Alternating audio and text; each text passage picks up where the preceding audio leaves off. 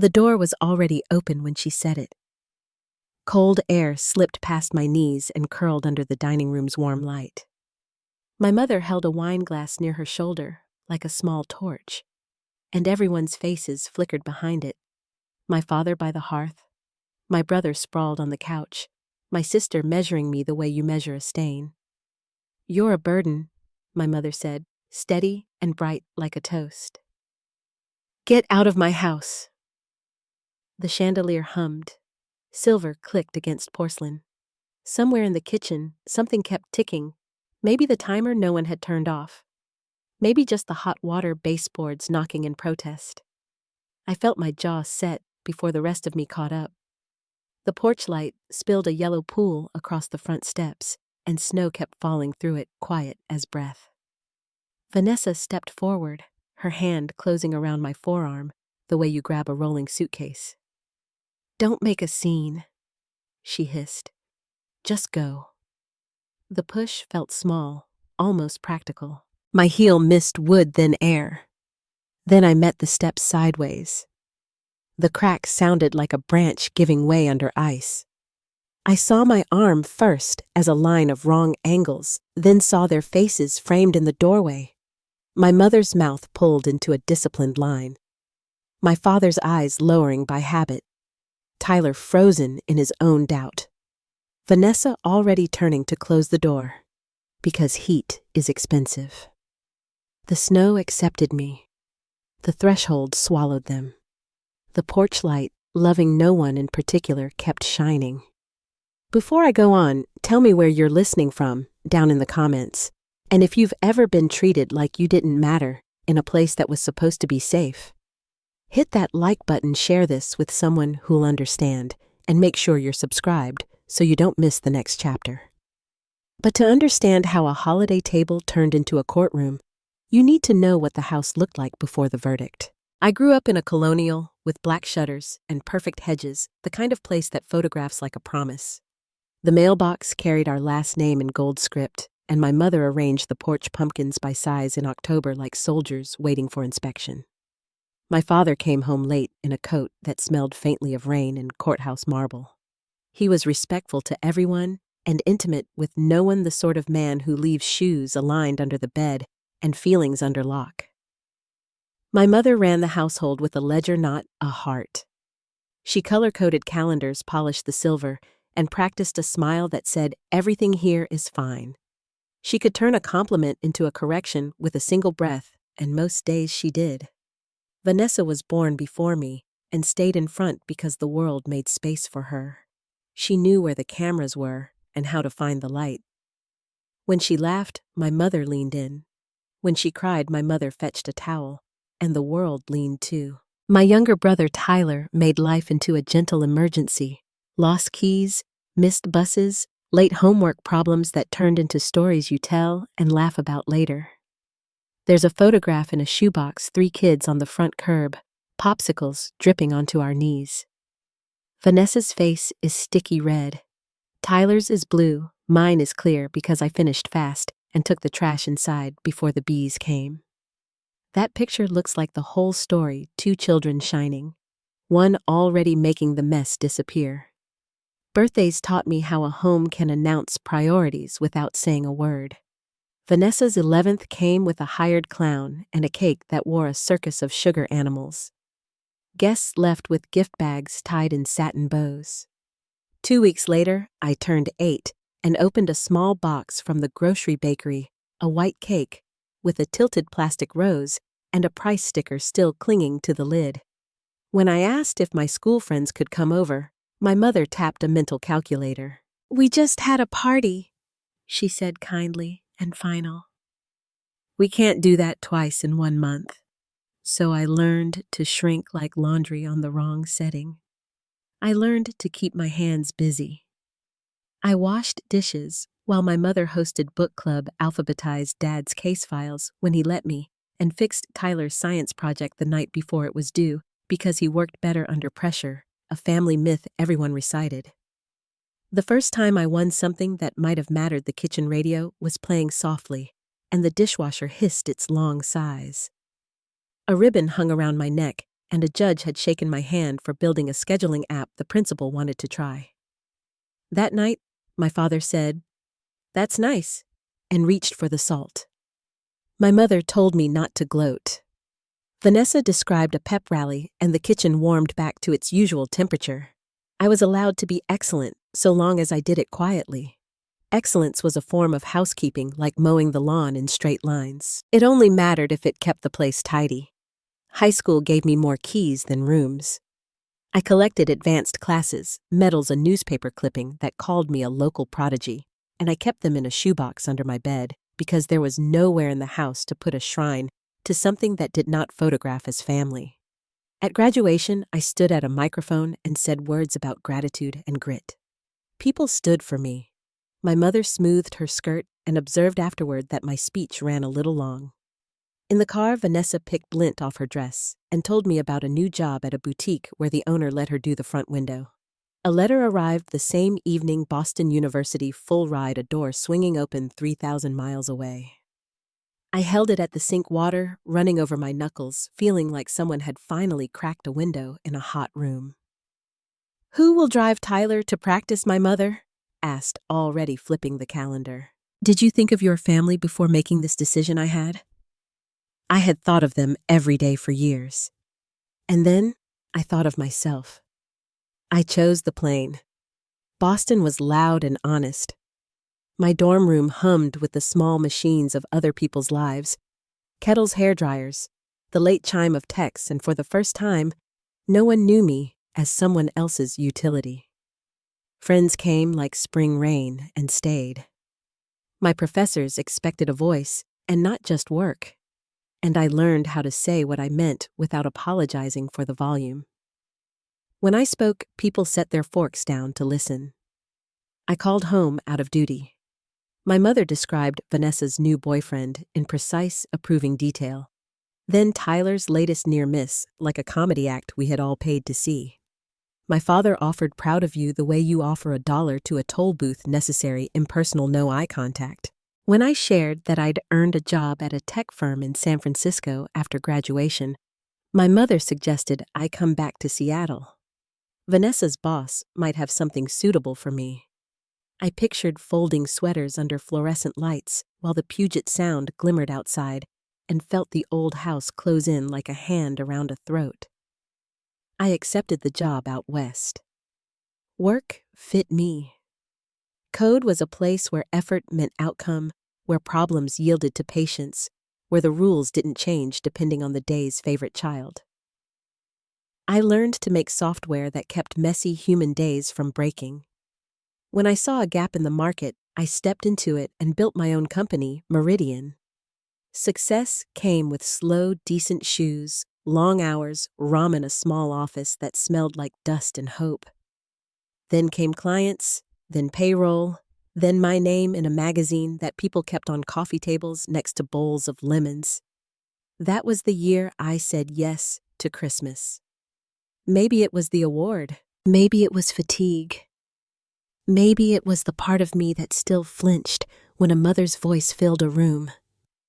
I booked a flight to Seattle, wrapped gifts with care I had never received, and drove a rental car through slush to the house with the obedient hedges. The porch wreath was perfect. The windows glowed like promises. Inside, it smelled like nutmeg and a candle labeled Winter Forest.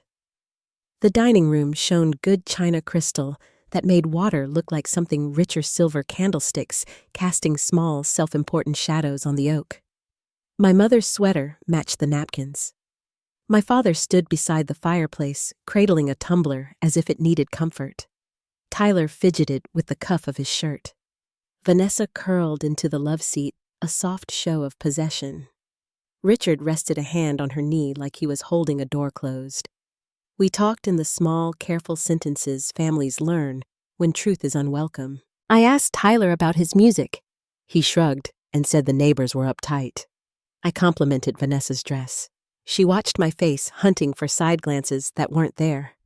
My father scrolled his phone, a man collecting news from anywhere but here.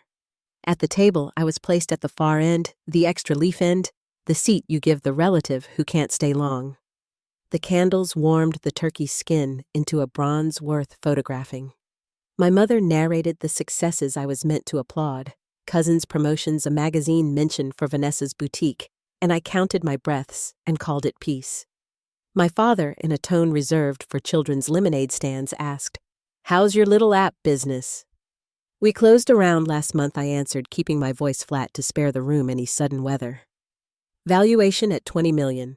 Silence is different when people owe you courtesy. You can tell the moment a table realizes it." Vanessa's fork paused. Richard smiled like a man who'd just remembered a name he could use. My mother set her glass down and announced that not everyone measures life by money. She praised Vanessa's community ties, then cleared her throat a little too quickly. Tyler mentioned he'd been asked to leave another apartment. My mother promised he'd stay with them for a bit.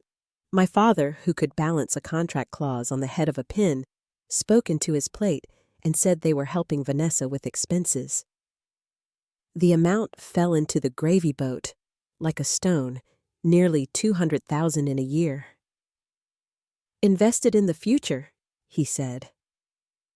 I asked careful questions, because careful is the only language my family understands. Where did the money go? What was the plan?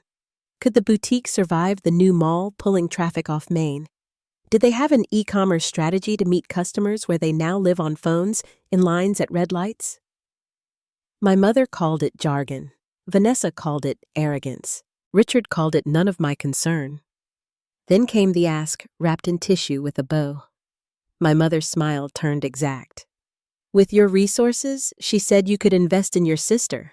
That's what family does." Something old in my chest shifted like a doorframe, settling after a heavy truck passes.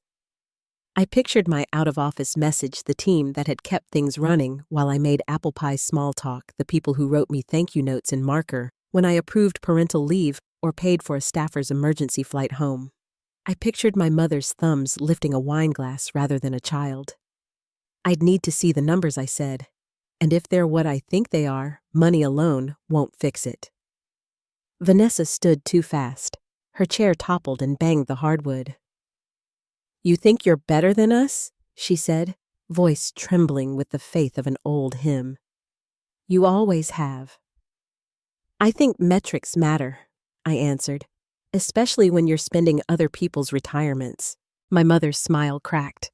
The room's heat tilted. A red arc leapt from her glass to the white tablecloth when she set it down too hard. "You are ungrateful," she said, each word polished placed. "You are a burden. Get out of my house." You learn a lot in the seconds after a verdict, how a man watches his shoes, how a brother gulps air like a fish in the wrong bowl, how a sister finds the seam in your sleeve and doesn't let go. The air grew narrow. The porch light waited like a witness. I found my coat with hands that knew where pockets live, even in a storm. At the threshold, Vanessa's fingers tightened. "If you were a normal sister," she whispered, "you would have written a check, and we'd all be eating dessert." The shove was quick and embarrassed, the kind you give a person who won't get with the program. Wood, air, the hard certainty of steps, the brittle music of bone failing its job. The porch light poured itself over me as if I'd asked. Snow found the shape of my coat and then the shape of me beneath it. From the doorway, the dinner kept its posture, plateware candles, the unwavering shine of a house that looked like love. No one moved. The door closed softly, careful not to wake the neighbors. I lay there and listened to the street, which had the decency to be quiet. The pain came in clear, precise waves, first bright, and hot, then something like a bell rung underwater. I watched my breath rush out into the cold and vanish. An engine turned over 2 houses away. A dog barked once and thought better of it. The snow kept doing its job. When I finally stood, I did it with my right hand on the rail, like an old woman practicing faith. Because faith was all I had, faith in my own two legs, faith in a rental car that would start faith in a hospital that would take me as I was. I made it down the walk. The porch light cast my shadow behind me, long and obedient, the way my shadow had always been.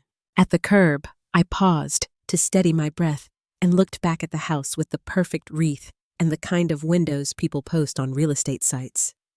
Inside, a timer beeped twice for a dessert that was ready to serve. That sound, friendly domestic oblivious, followed me into the driver's seat. My left arm throbbed with a rhythm that had nothing to do with holidays or family. I turned the key. The engine answered. Headlights broke a fresh path across the snow. I pulled away from the curb, the house shrinking in the mirror, until it was only light on a hill, and then, not even that, and the quiet finally settled over me, like a blanket someone should have brought hours ago.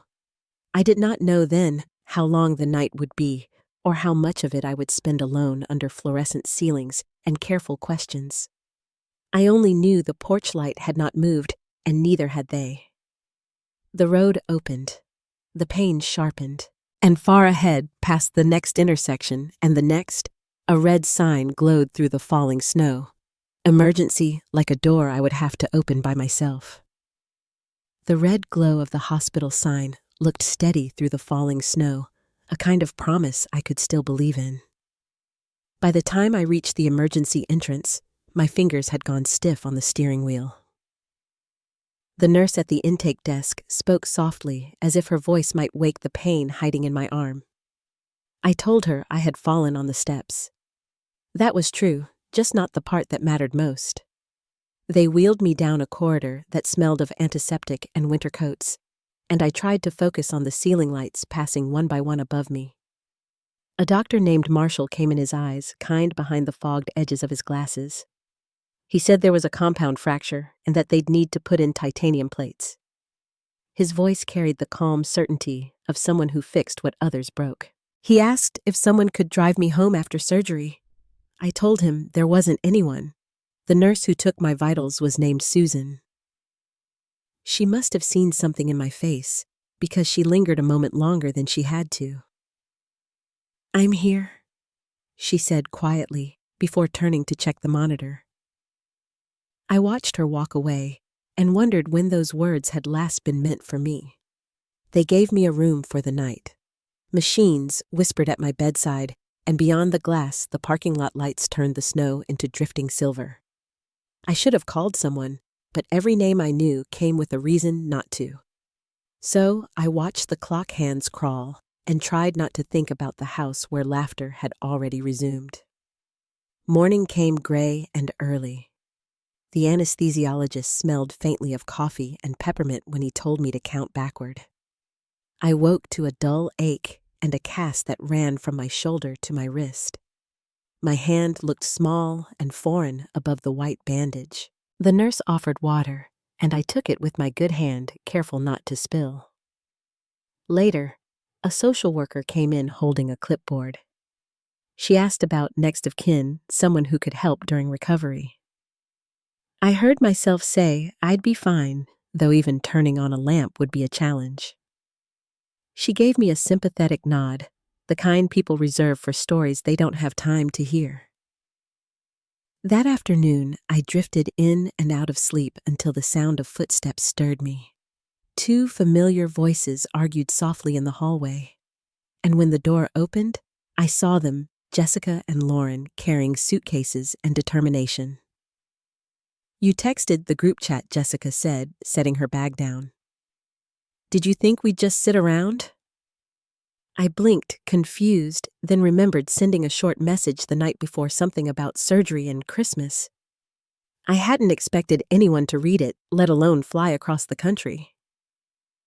Lauren leaned over the bed rail, her eyes already wet. "You're not doing this alone," she said. That was all it took. Years of composure crumbled, and I cried until the tears ran dry.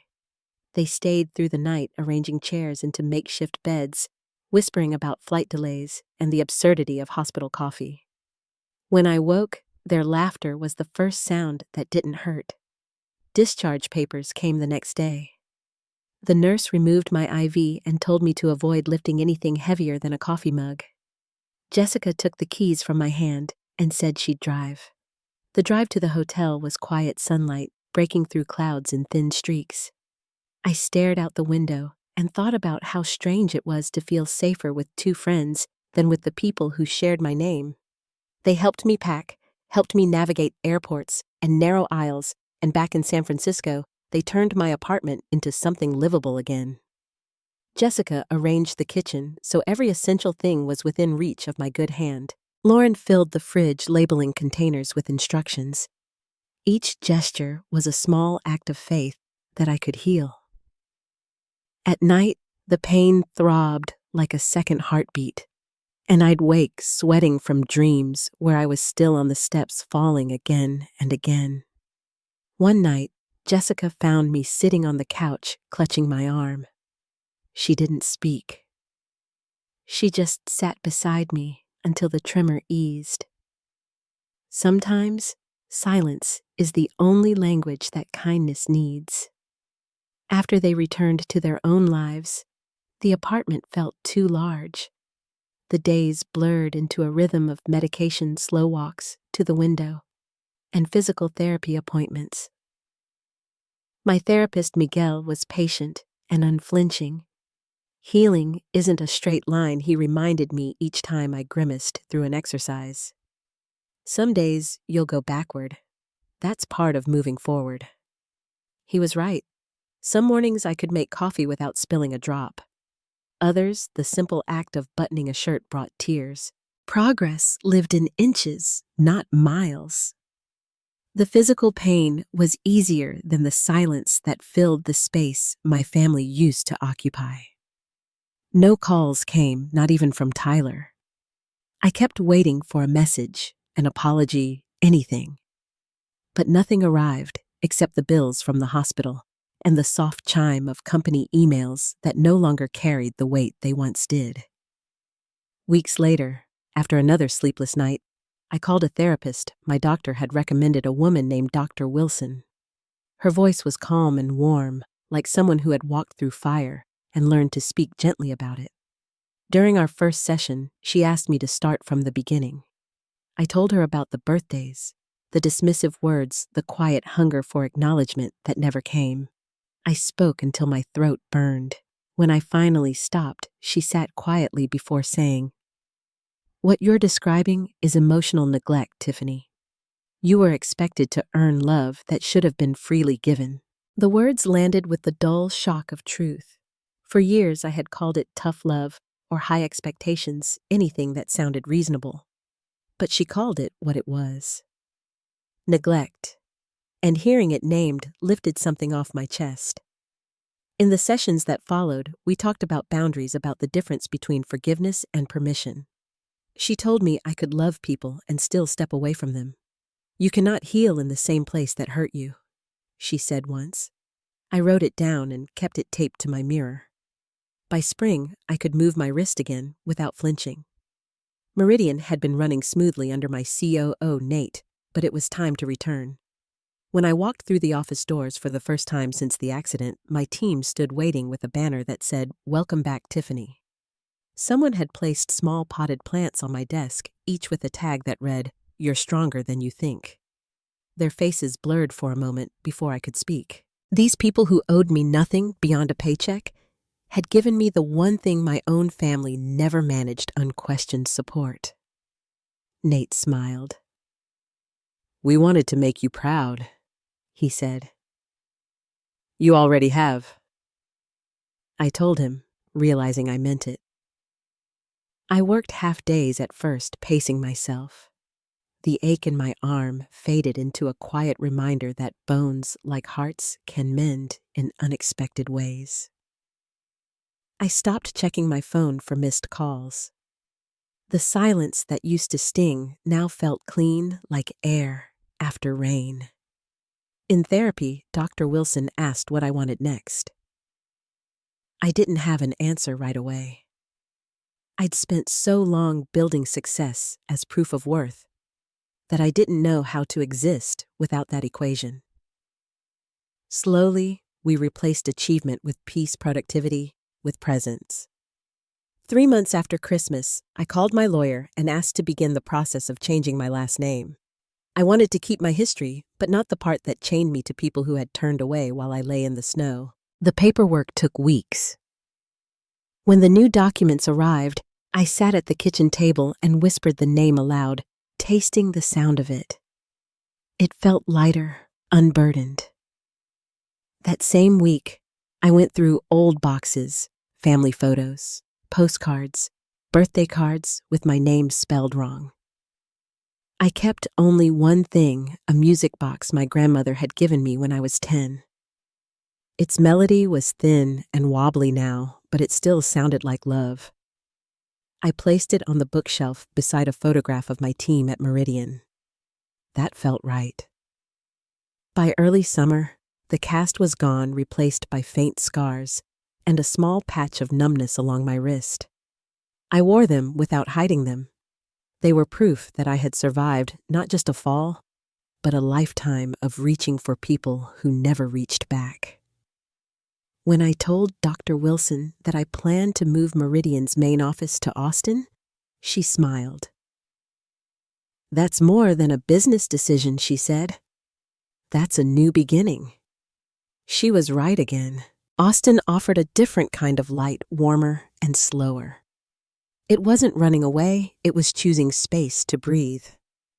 I signed the lease on a building with wide windows and a rooftop garden where the staff could meet after hours. I bought a small Spanish-style home nearby with terracotta tiles and a courtyard that caught the evening sun. Jessica visited, first stepping through the doorway like she was checking to see if I'd really done it. "You built a place that feels alive," she said.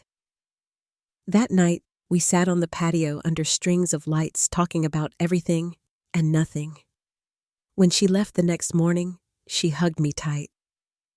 "You finally came home," she whispered. Her words stayed with me. Maybe home isn't a place you're born to. It's something you build when you stop apologizing for existing.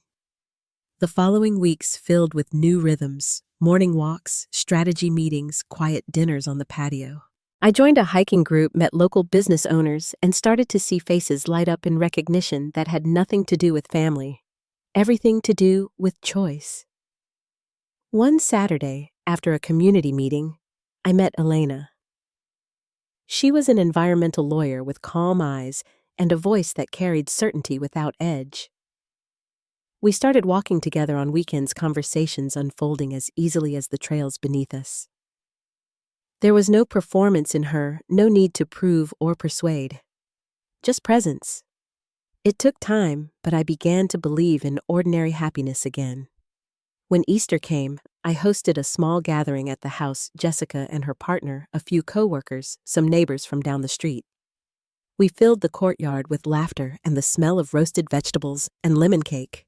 Someone brought flowers, someone else a guitar, and for once, the music didn't feel like noise. As twilight deepened, I looked around the table and saw something simple but whole, people who had chosen to be there, not out of obligation, but out of affection. It struck me that I had spent half my life chasing the idea of belonging, only to find it waiting in the people who asked for nothing except honesty. The evening ended quietly, everyone helping to clear plates and gather blankets. When the last door closed and the house settled into silence, I stood in the courtyard, the air thick with the scent of lavender and new beginnings. My arm ached faintly, the way healed things sometimes do, but it no longer felt like a wound. It felt like a scar with purpose, a reminder that falling can sometimes be the only way to learn how to stand. I turned off the patio lights one by one, the darkness folding gently around me. Tomorrow would come with its own work, its own choices. But for the first time in years, the night felt like it belonged to me. Late summer in Austin arrived quietly with long evenings that smelled of warm stone and rain-soaked grass. The city had a gentler rhythm than the places I'd lived before, less performance, more honesty. Each morning, I walked the garden behind our new office, checking the basil and rosemary that employees tended between meetings. The work no longer felt like armor. It felt like purpose. Dr. Wilson called it the season of integration. I didn't fully understand until I caught myself smiling at small things, the sound of the coffee grinder, the laughter echoing from the design team's workspace, the way sunlight hit the rooftop garden in late afternoon. For years, I'd believed peace came after success. Now I saw it came after permission to stop proving I deserved love. My sessions had shifted from survival to growth. Dr. Wilson asked about my days, my friends, the new steadiness in my voice. We spoke about chosen family and how trust rebuilds itself slowly like scar tissue. "You're not replacing what you lost," she told me one morning, her tone calm but firm.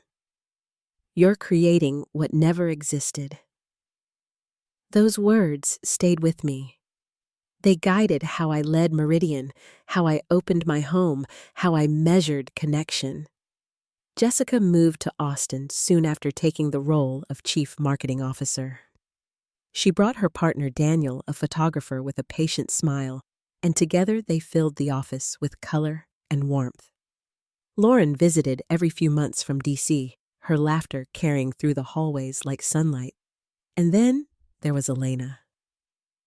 What began as long hikes on quiet trails had become something deeper. She had a stillness that steadied me, the kind of presence that made rooms softer. We never rushed, but by spring we were inseparable. Her evenings were spent drafting legal briefs at my kitchen table, while I answered late emails, 2 lives moving in gentle parallel. I was learning to breathe again. The weeks before summer melted into one another. Our company released a new software version, our strongest yet. The success drew attention, interviews, conferences, investors. But I handled it differently now. I spoke about balance, about resilience.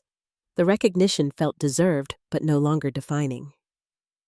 Then, on a warm June evening, as I was closing my laptop, my phone buzzed. The screen showed an unknown number from Seattle. I almost ignored it. But some habits linger like shadows that haven't realized the sun has moved on. "Tiffany." My mother's voice came through the line, sweet and strange, as if the last 6 months had never happened. "Thank goodness you answered. I've been trying to reach you." Her tone carried a practiced lightness, one I knew too well. I leaned against the counter, the hum of the refrigerator filling the silence between us. "What do you need?" I asked. "It's Vanessa," she said quickly, as if the name itself were a plea. "The store's in trouble. Serious trouble. The bank is threatening foreclosure. She could lose everything." The kitchen clock ticked softly. Outside, the cicadas sang their summer song, steady and indifferent. "I'm sorry to hear that," I said. "She has a plan, but she needs capital," my mother continued. "Just a small investment, $500,000. You'd barely notice it, sweetheart."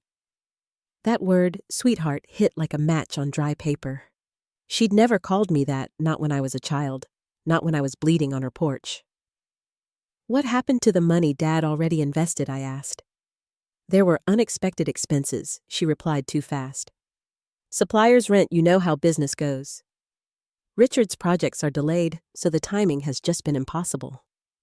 I recognized the pattern, the deflection, the softened half-truths meant to dull the edges of accountability. I had learned those rhythms by heart. "Have you and Dad considered talking to a bankruptcy attorney?" I asked. Chapter 11 could give her room to restructure. There was a sharp intake of breath. "Bankruptcy," she said, scandalized. "That would ruin her credit, her reputation. She just needs her sister's help to get through this rough patch." The way she said sister carried an expectation, as though the word itself should unlock obligation. "I can't do that," I said quietly. "You can't, or you won't. Both." The silence stretched long enough to feel physical. When she spoke again, her voice had hardened. "After everything we've done for you, Tiffany, this is how you repay us." "What exactly have you done for me?" "Mother," I asked, "besides calling when you need something." Her composure cracked. "We raised you. We gave you every advantage. You gave me chores and criticism," I said. "You gave Vanessa your pride, and Tyler your patience. The only thing you gave me was a front row seat to both." "Accidents happen," she said sharply, as though the memory of that night were a spilled glass she could simply mop away. "You always exaggerate." The ache in my arm returned faint, but insistent. I glanced at the faint scar near my wrist and felt something inside me settle. "I hope Vanessa finds a way forward," I said softly. "But I'm not your solution, so you're refusing to help your own sister. I'm refusing to enable what keeps her stuck." Her breath caught, then came the old familiar venom. "Ungrateful. Selfish. I don't know how I raised someone like you." I ended the call before she could say more. The air felt still afterward, as if the house itself understood. Within minutes, my phone buzzed again. This time, it was my father's number. The text was brief. "Your mother is distraught. Call immediately. This family needs you." I deleted it without opening the next one. Over the following days, the messages multiplied: emails from my mother, voicemails from Vanessa, a short note from Tyler that simply said, "Please answer them." I didn't. Dr. Wilson called it boundary testing. People who've lost control often push until they find the old openings. "Their discomfort doesn't mean you're wrong," she reminded me. "It means the dynamic is changing." 2 weeks later, my assistant called from the front desk. "A woman named Vanessa is here," she said quietly. "She says it's urgent." For a moment, I considered refusing. But some part of me needed to see, not just hear, what had become of them. I told her to send Vanessa to a conference room, not my office. When she walked in, I barely recognized her. The crisp edges were gone. Her blouse hung loosely, hair pulled into a careless knot. There were dark circles under her eyes, and the practiced confidence had been replaced by exhaustion. "You blocked our calls," she said flatly. "Yes," I said. "You know why I'm here." "To ask for money?" I replied. Her jaw tightened. "You have no idea what I'm going through." Richard left. "The bank is closing in. Mom and Dad are fighting constantly. Their savings are gone. I'm drowning, and you're sitting here acting like a stranger." "I'm not acting," I said. "We are strangers." She flinched, but pressed on. "You're just going to let us fall apart." I folded my hands on the table. "What you call falling apart might be what finally makes you stop pretending." Tears welled in her eyes. For a brief second, I saw the sister I used to share a bedroom wall with, the one who hummed off key when she thought no one could hear. "I know I wasn't always good to you," she said, "but I'm trying. I just need a chance." "You shoved me down the stairs, Vanessa," I said quietly. "You stood in the doorway while I lay there in the snow. That goes beyond not good." She looked away, shame softening her features. I was angry. Everything was falling apart. "You always made it look easy." "Anger doesn't excuse cruelty," I said. "And blaming me won't save your business." She swallowed hard. "Then tell me what will." I exhaled slowly. "File for bankruptcy protection. Close the physical store. Move online with lower overhead. Stop trying to live up to the image Mom built for you. That's the only advice I can give." Her shoulders slumped. "You really won't help." "I am helping," I said, "just not in the way you expected." She stood wiping her eyes with the back of her hand. "You think money and therapy make you better than us, don't you?" No, I said. They just make me free. She left without another word. I watched her cross the lobby, her reflection catching briefly in the glass doors before disappearing into the sunlight. That evening, I sat on my porch, the Texas dusk, thick with the smell of crepe myrtle. Elena joined me carrying 2 glasses of lemonade. I told her what happened, my voice steadier than I felt. She listened, without interrupting, then reached for my hand. You can love people, she said, and still decide not to follow them into their chaos. I squeezed her fingers, grateful for the simplicity of her truth. A week later, I received a formal email from my father. It read like a business proposal structured emotionless. He outlined their financial losses, the failed negotiations with creditors, and a request for a structured investment. Your support, he wrote, would allow us to restore stability to this family. I typed a single sentence in reply. I recommend consulting a bankruptcy attorney, specializing in small business reorganization. Then I pressed send. The messages stopped soon after. For the first time in months, my phone stayed quiet through the night.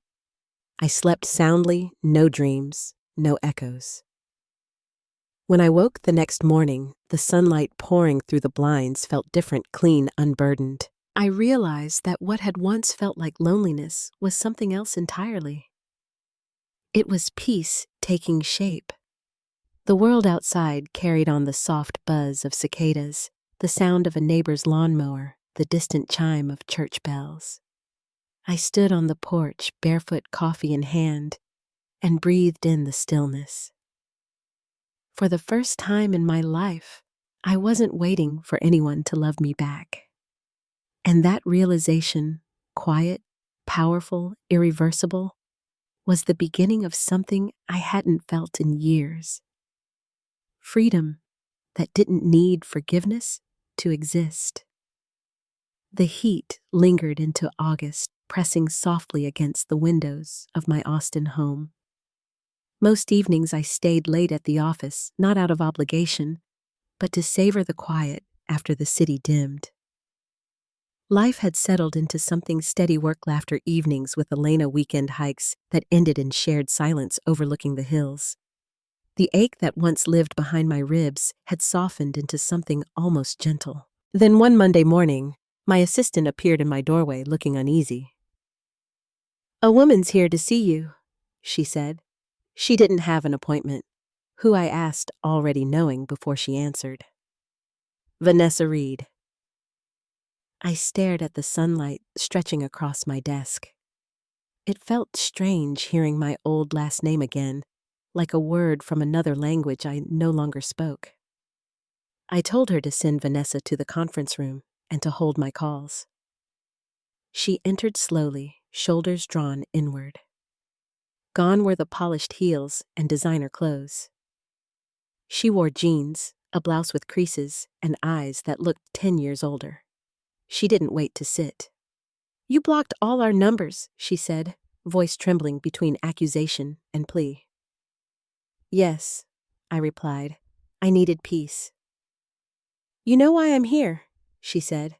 "I can guess." She crossed her arms as if to brace herself. "Richard left. The bank's foreclosing on Friday. Mom and Dad are barely speaking. Their retirement's gone. I don't know where to turn." "You're turning to me," I said quietly. "You're all I have left," she whispered. The words might have moved me once, but I'd learned the cost of sympathy without boundaries. "You still have choices," I told her. "They just don't involve my money." Her chin lifted, anger flashing for a moment, before giving way to exhaustion. "Do you even care that we're losing everything? I care," I said. "But caring doesn't mean sacrificing myself for problems I didn't create." She sank into the nearest chair, hands twisting together. "You think you're better than us now." "I think I finally stopped pretending we were ever a family," I said. She looked away, eyes wet. "I didn't come for a lecture. I came for help." "You're getting it," I said softly. "File for bankruptcy. Talk to a lawyer. Close the store. Start small again." There's a future beyond this mess, but not if you keep pretending it isn't real. For a long moment, she said nothing. Then she rose and gathered her purse. You really won't help, will you? I already have, I said. She left without another word, the click of her heels fading down the hall. Through the glass wall, I watched her shoulders slump as she passed the reception desk. She didn't look back. That evening, I sat on the back patio with Elena. The sky was lavender, the air heavy with the scent of rain-soaked cedar. I told her about the visit in quiet detail, leaving nothing out. She listened, then reached for my hand. You did what you needed to, she said. Loving someone doesn't mean letting them drag you under. Her words didn't bring comfort right away, but they held truth. It's strange how love can echo through absence, how mercy sometimes takes the shape of distance. A few days later, an email arrived from my father. The subject line was Clinical Proposal for Family Resolution. I opened it slowly. It read like a contract calculated stripped of emotion. He detailed their debts, outlined repayment plans, and requested a short-term capital injection to preserve family legacy. I read every word, then replied with one sentence. I recommend consulting a bankruptcy attorney specializing in small business reorganization. I hit send and closed my laptop. That night, the rain came. It fell hard against the windows, washing the streets clean. I stood by the glass watching the reflection of my home in the dark. For the first time, it looked complete without anyone else in it. The silence lasted nearly 2 weeks. Then late one afternoon, my assistant appeared again. There's someone downstairs asking for you, she said. He says he's your brother. Tyler. I hadn't seen him since Christmas night. He stood in the lobby wearing a simple gray hoodie thinner than I remembered, his eyes tired, but clear. When he smiled, it was hesitant, almost fragile. Hey, he said. I'm not here to ask for anything. I just wanted to talk. We sat in the courtyard outside beneath the soft hum of the fountain. He fidgeted with the edge of a paper bracelet on his wrist, the kind hospitals and rehab centers use. I'm at a treatment facility in Portland, he said quietly. I've been there for 3 months. Part of recovery is making amends. I didn't speak, letting the air fill the space between us. I should have helped you that night, he said, voice catching, when you fell. I wanted to, but I froze. Vanessa told me to stay out of it, and I listened. I'm sorry. It wasn't the apology I'd imagined, but it was real. I believe you, I said, and I hope you keep healing. He nodded, looking down at his hands. I don't expect anything from you. I just needed you to know. We talked for a while longer about his therapy, his music, the group sessions that forced him to look at old habits differently. When he left, I felt something I hadn't felt toward any member of my family in years. Compassion, unburdened by obligation. A week later, I heard from an old colleague in Seattle that Style House had closed permanently, soon after the family home was listed for sale. My parents had liquidated what was left of their assets. I imagined the empty rooms, the bare walls where photographs once hung, each picture carefully posed, each smile rehearsed. I didn't feel triumph, only a quiet acceptance that life had finally caught up to their illusions. By August, I was preparing for a keynote address at a technology conference in Chicago. Meridian had been nominated for an Innovation Award, and the trip felt symbolic, returning to a city where I had once been a student, now as someone who had learned far more outside the classroom. The night of the reception, the ballroom glowed with warm light and the low murmur of conversation. I had just finished answering a question from a young entrepreneur when I heard a familiar voice behind me. "You could have saved us." I turned slowly. My mother stood near the edge of the crowd, her expression taut and weary. She looked older, her once flawless posture slightly stooped. "Hello, Mother," I said evenly. She stepped closer, clutching a glass she hadn't touched. "Your sister's business is gone. Our home, our retirement, all gone. Are you satisfied I didn't cause any of that?" I said, "Those were choices you made. You abandoned your family when we needed you most." I met her gaze. "No, I stopped being your safety net when you refused to stand on your own." Her lip trembled, anger flaring through her composure. "Is that what your therapist tells you? That you're blameless?" "I've never claimed that," I said. "I've made mistakes. Chasing your approval was one of them." She stared at me for a long moment, eyes glistening. "So you're just going to keep pretending you don't have a family?" "I have a family," I said quietly. "They're not connected to me by blood, but by choice. They show up. They stay." For a second, she seemed to search for something in my face, maybe a trace of the daughter she once controlled. Whatever she saw, it wasn't enough. She turned away, disappearing into the crowd without another word.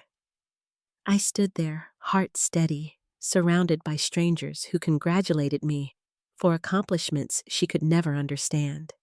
When the noise grew too heavy, I slipped out into the cool night. Chicago's skyline shimmered in the distance, the river catching the light like glass. I walked along the bridge, feeling both the weight and release of that moment. There was no joy in her pain, only a strange peace in knowing I no longer needed to carry it. Later, back in my hotel room, I sat by the window overlooking the city and realized I had reached what Dr. Wilson once called indifference, the true opposite of love. Not hatred, which still binds you, but the calm understanding that their choices no longer define you. The next morning, I boarded my flight home. As the plane lifted above the clouds, I felt lighter than I had in years. The sun broke through at 30,000 feet, flooding the cabin with gold. I closed my eyes and let it warm my face, thinking of the life waiting for me below the home, the friends, the woman who loved me, not for what I could fix, but for who I had become. For the first time, I wasn't running from my past. I was simply flying toward my future. The flight back from Chicago touched down just after sunset. The windows along the Austin terminal caught the last trace of gold before night folded over the city. By the time I reached home, the air had cooled, carrying the faint scent of cedar and rain.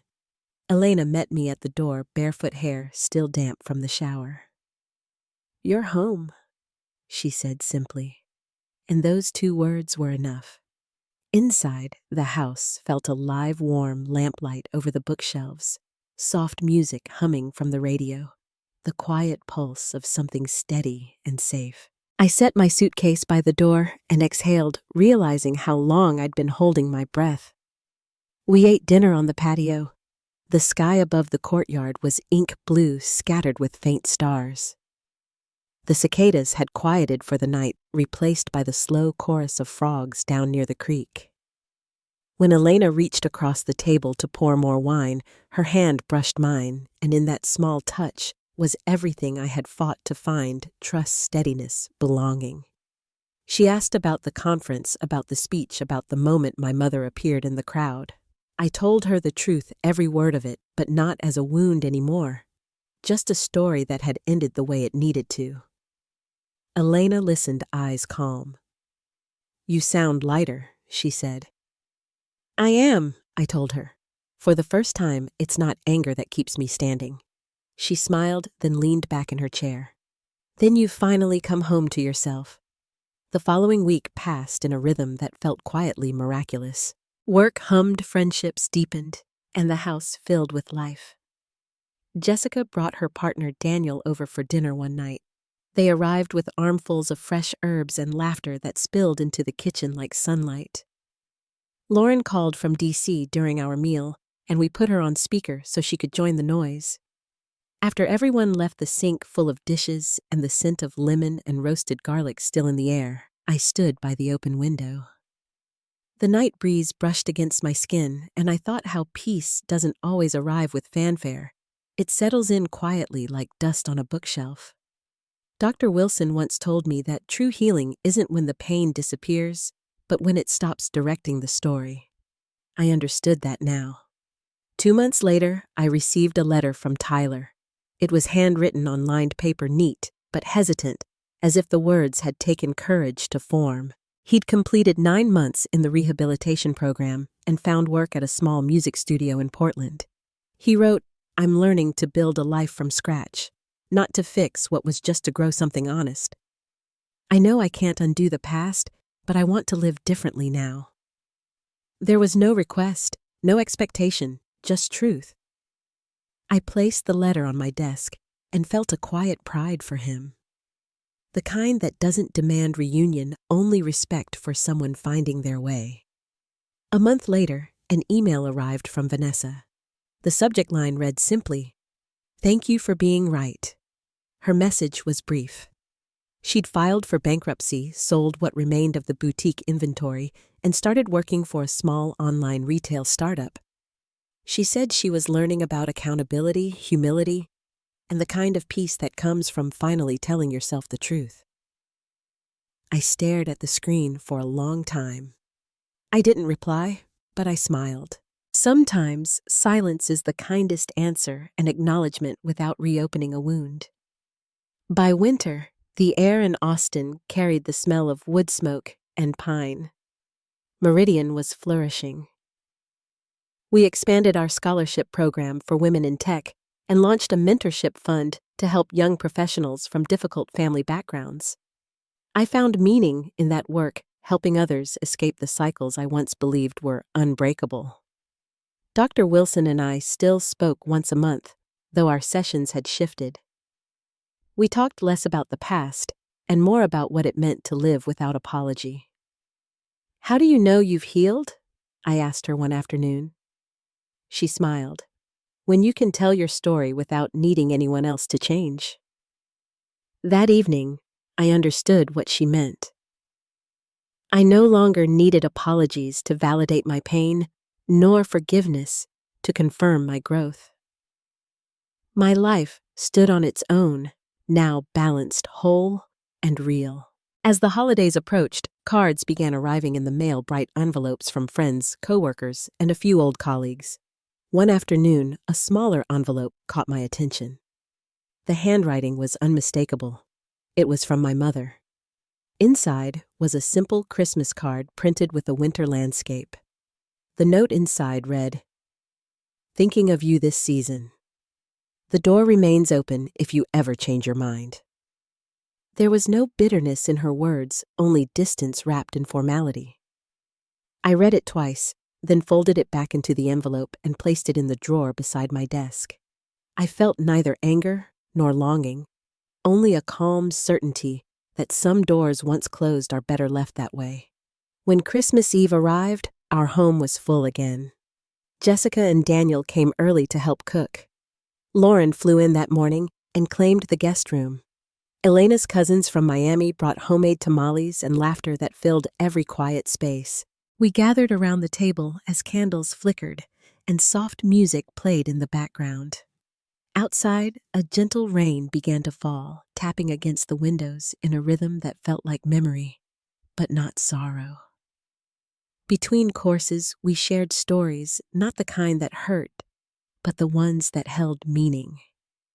People spoke of chances taken, small victories, lessons learned. When it was my turn, I looked around the table and felt my voice steady with gratitude.